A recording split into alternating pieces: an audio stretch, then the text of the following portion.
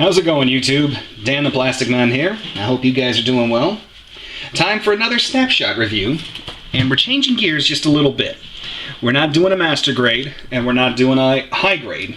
We're doing a 1/100th no grade, as you can tell by the title. And from Seed Destiny, it's the Legend Gundam. Now, I like this suit a lot. I like the design, I like the coloring, I just like the gimmicks of this guy, but this suit has not gotten the love that it needs. It took us 4 Dynasty Warriors games to finally get this guy, and my buddy loaned me Gundam Breaker 2, and this guy's parts are flat out beast when you get them. But I'm going to go ahead and start with the typical articulation, and then we'll get into the goodies. Excuse me, guys.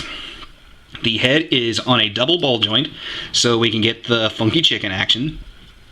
But because of the chin and the collar, we cannot get the full Exorcist 360 on the head.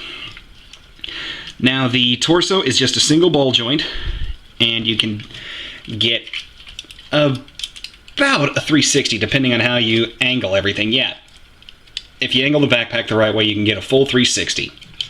The shoulders have a forward and back pivot motion, and depending on how you've got the backpack and arms angled, you can get the shoulder all the way around. You can also rotate the shoulder, well, the arm, right beneath the shoulder, like so. I'll just let that drop out of the way. Now the elbow, you get, I'm going to call that a 140 or something like that. Not the best, but then again, not the worst. The wrist is just a simple ball joint, so you can spin the hand and, wiggle it around. And as you can see, it's just a clamp hand. You don't get any emotive hands, you don't get anything like that, just 2 clamp hands with these shield covers on it. Now, the one on this side dropped off because I've already got the beam shield effect part on there. So that's that. The legs, let me get the front skirts out of the way, and they are individually jointed. The legs will come this far forward, so you basically get a nice big full kick, and the legs will come this far back, which is not bad, but then again, like I said, not great. The knee, you will get that much of a bend, and the feet are solid one piece, so it's not like you're going to get any bending of the toes. The ankles are pretty decent, and they're on a couple different swivel joints, so you can get some pretty good poses out of that. Now the legs are just, well, the hips are a standard ball and socket, so that's as far out as they're going.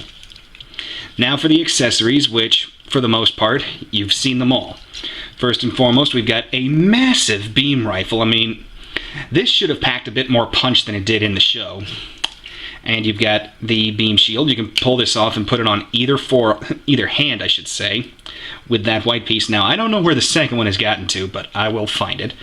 And then, of course, the big thing about the Legend is this backpack with all the Dragoons. Now, the Dragoons themselves will pivot 180 degrees, and you can pull each one of them off if you would like to. Me, I personally don't, because they don't give you any kind of display pieces, a la, new Verka, high new Verka, so on and so forth. Now, these pieces, these Dragoons, do need a lot of help, because the little beam machine gun emitter here and here, they should be red. So, yeah, they just, the Dragoons need a lot of paint detail help. Now, I built this guy, I built him like 4 years ago or something, so the quality of this build is not going to be nearly as good as something like, say, my Double X review, but still. The backpack will fold up or out. This, I believe, is actually storage mode for launch mode, and as you can see, you can actually pull the pie slices, as I call them, in and out. Then the, oh my gosh, cue annoying phone call, guys. But the backpack will actually drop over the shoulders, and if you collapse it, you can actually do a la Infinite Justice and have these Dragoons be pretty heavy beam cannons. And these 2 Dragoons do pop off as well, so let me get this out of the way. Sorry, I just want these Dragoons to cooperate with me, but they're a little too loose. So let's drop this back down, and I'll close the big pizza pie up in the back. And come on. Oh man. Yeah, this shows you how long it's been since I've worked with this thing, because it just popped out of the poly cap. But there we go. And despite all my fiddling around, I don't want you guys to think that this is a horribly balanced kit. It's not. It's actually pretty sturdy and rock solid. It's just that I'm fiddling with it so much. And the big Dragoons will pop off just like this. And there's one more accessory. I like Gundams that really can keep all of their accessories on them at one time. Excuse me. We have the beam sabers, or as they're called, I believe, on like Gundam Wikia or MAHQ, beam javelins. So there's one in each leg. Come on, get out of there. Shows you how much I use these things since they're stuck in there. Here we go. Come on. Oh, no, you didn't. Wow. Okay, I don't like you right now. But, okay, there we go. Dropped out.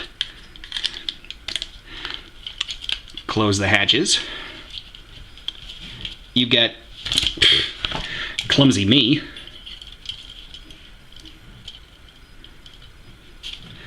We got two beam javelins, and if you notice the handles, they are designed to connect, and they stay together really good.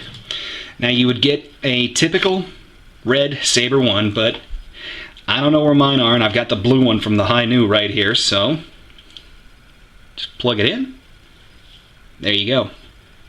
I really wish Bandai would give us more of these dark blue blades. These look sick. But that does it for our quick little snapshot of the Legend Gundam 1/100th no grade. If you can find this, I guess I would say go ahead and pick it up, because it doesn't have a master grade. I really want to know where it's hiding. Come on, Bandai, even though I know you're not listening, give us a master grade of this guy. We've got Strike Freedom, Infinite Justice, and Destiny. We need the Legend. Come on. But yeah, that's it for my little bit of ranting.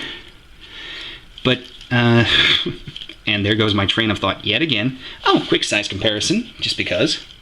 Since I just did the review on it, I'll show you the size of a no grade compared to a master grade. So here's Build Gundam Mark II next to him. So he's a little bit smaller. I got a feeling, though, if they did a master grade, he might grow just a little bit in head height. And that's just because of the complexity of an internal frame. Just my guess. But yeah, that's it. For a no grade, I like this kit.